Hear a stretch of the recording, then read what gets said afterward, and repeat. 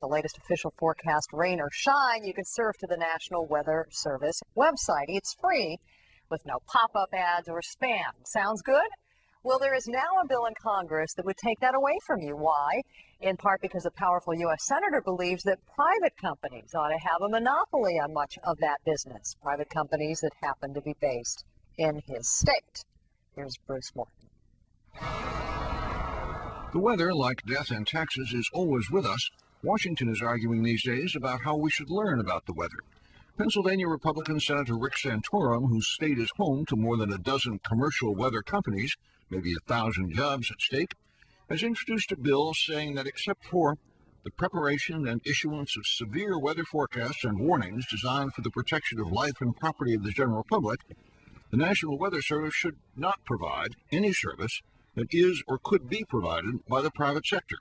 Why, says Santorum, should the government compete against private industry? The industry agrees.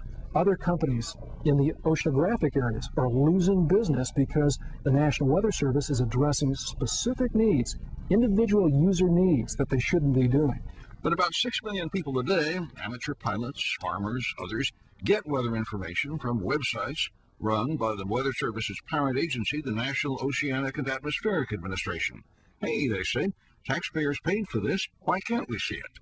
Well, we strongly oppose anything that's going to take a taxpayer-paid service and then resell it back to those same taxpayers. Internet sites like this one provide pilots with vital information as they plan a flight, giving them details of their route's weather pattern.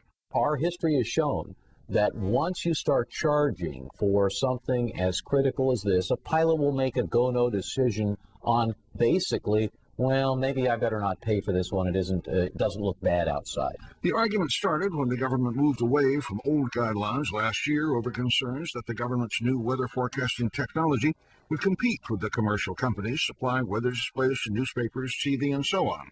CNN and CNN.com both use commercial weather companies. Everyone agrees Santorum's bill isn't going anywhere this year. But next year? Hey, you can't even predict the weather that far ahead. Bruce Morton, CNN, Washington.